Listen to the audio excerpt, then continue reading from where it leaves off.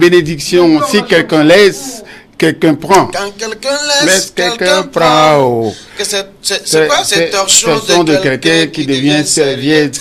Oh, oh, oh, oh. Très belle chanson. Très belle chanson.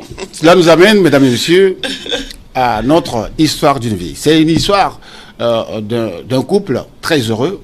Ils sont très heureux dans leur couple. Alors, si tu viens, le mari revient bien sûr du boulot. Tu vas voir la femme qui est là. Bébé, bonne arrivée. Ah, chérie, comment ça va? Tu as fait un peu? Le mari aussi dit, ma chérie, tu es là, ça va? Tu t'ennuies pas à la maison? Je dis non. Ok, et c'est comme ça, chaque jour. Le mari l'amène les week-ends, n'est-ce pas, dans les restaurants, ils mangent, ils reviennent, ils vont dans des salles de cinéma, ils se promènent dans leur voiture, ils ont tout à leur disposition. La famille est heureuse. Seulement, ils n'ont pas encore eu des enfants. Et ils sont là dans le foyer, c'est la gaieté, c'est la gaieté, tout le monde est content. Autour d'eux, il y a la famille, il y a des amis. La femme a des amis qui viennent à la maison. Ses amis filles qui viennent à la maison. Et ils sont là, ils causent. Le monsieur aussi amène ses amis. Et ils sont là. Ils font, n'est-ce pas, des pique-niques ensemble. Ils font tout ensemble. Jusqu'au jour où la femme a commencé par soupçonner son mari. Il disait que son mari est en train de la tromper. Il a dit à ses amis, tu sais, mon mari là, il me trompe, je sais. Mais je ne sais pas c'est avec quelle fille. Et ses amis lui répondent, toi là, tu ne peux pas rester tranquille avec ton mari. Laisse-le tranquille. Mais regarde-toi, on t'a construit une maison. Tu as tout ici. Tu as une voiture. Mais tu veux quoi encore? Il faut laisser ce monsieur-là tranquille. Il t'a fait tout, laisse-le. Non, chaque fois, si elle se rassemble, c'est pour dire, mon mari me trompe avec une fille. Mon mari, moi-même, je sais qu'il me trompe. Jusqu'un jour, ses amis lui ont dit, mais attends, est-ce que tu connais la fille avec laquelle ton mari te trompe? Elle dit, non, je veux la connaître. C'est pourquoi je vous parle. On va faire des enquêtes pour voir c'est qui est en train de me tromper. Avec mon mari me trompe avec qui? Donc, elle a commencé par faire ses enquêtes, mais ça n'aboutit pas. Le mari est propre comme ça. Comment vous dites ça? Propre, c'est ça? Le mari est propre. Le mari ne trompe personne. Le mari est là. Il part au boulot, il revient à la maison. Il va aller voir sa maman, il revient à la maison. Il va aller voir son père, il revient à la maison. Ils partent ensemble, aller voir même la famille avec sa femme. Et ça continuait comme ça. La femme n'est pas tranquille dans son foyer. Elle s'agite. Elle dit que non, son mari est en train de la tromper.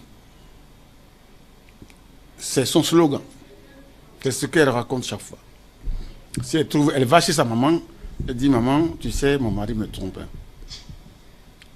Sa maman dit, mais attends, tu viens de te marier, ça fait combien d'années? Tu es tranquille dans ton foyer, tu es heureuse, mais laisse ton mari tranquille.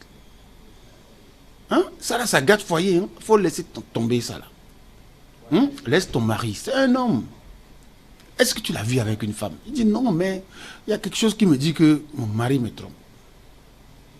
Jusqu'au jour où elle a décidé de tester son mari. De voir si vraiment son mari est en train de la tromper. Mais qu'est-ce que cette femme a fait? Elle a appelé une de ses amies. Elle dit, hey, ma copine, viens là. J'ai un plan là, on va mettre ce plan là en marche pour voir comment ça va se passer parce que je vais attraper mon mari. Et sa copine a dit, c'est quoi le plan? Il lui dit tout simplement, voilà, je vais faire semblant de voyager. Je vais aller faire 2 semaines au village. Comme ça. Je vais dire à mon mari, je vais aller faire 2 semaines au village. Et au bout d'1 semaine, je vais revenir pour voir si il me trompe. Sa copine lui a dit, non, il n'y a pas de problème, c'est un bon plan. Non, ok, il n'y a pas de problème. Il faut mettre ça en exécution. Et vraiment, Sa femme est partie. Un jour, un matin, elle a appelé son mari. Bébé, bon voilà, je voulais aller voir le vieux au village là. Je vais les amener quelque chose, rester un peu là-bas pour me dépayser un peu parce que tu sais, la ville là, ça me coince quoi. Je vais aller faire 2 semaines, tout juste 2 semaines, et puis je vais revenir. C'est ça? Comme ça, je pense que c'est bon. Et son mari lui a dit, il n'y a pas de problème. Je vais te donner le chauffeur va t'accompagner, comme ça. Chaque fois, si tu veux te déplacer au village, et il t'accompagne. Je dis, il n'y a pas de problème. Et elle a appelé sa copine pour lui dire, voilà, mon mari a accepté, je vais aller au village. Et je lui ai dit 2 semaines, mais au bout d'une semaine, je vais revenir. Sa copine dit, non, ça marche.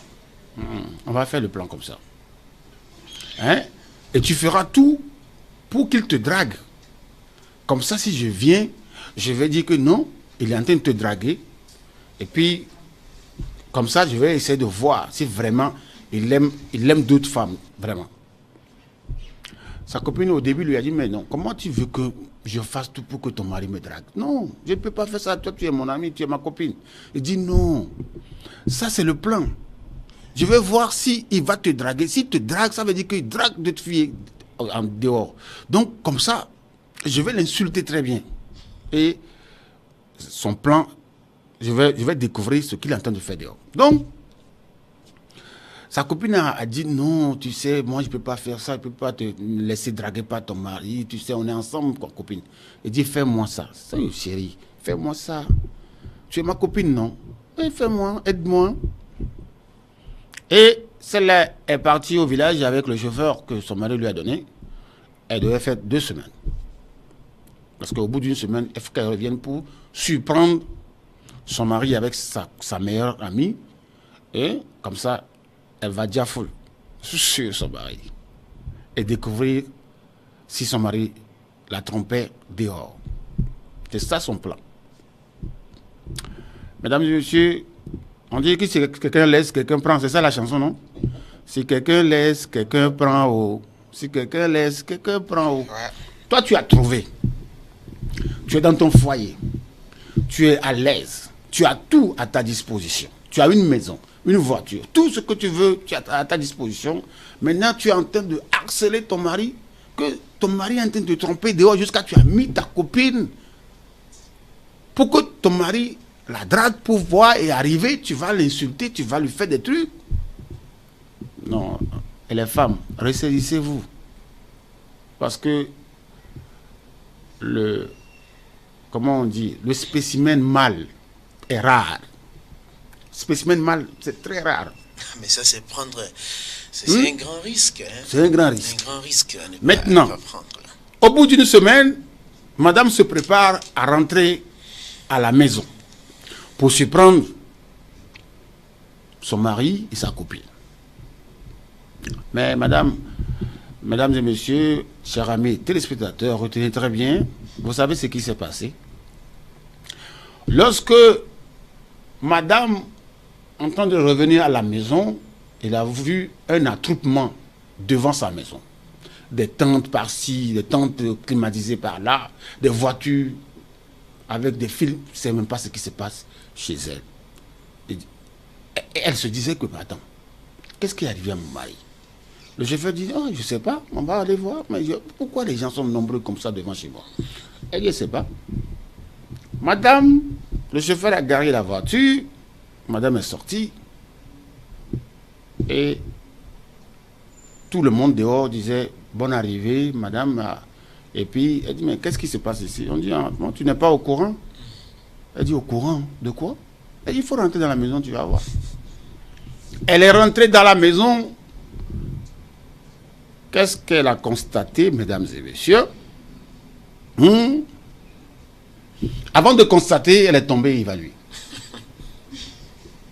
Parce que son mari et sa copine se sont mariés. Il y avait tout.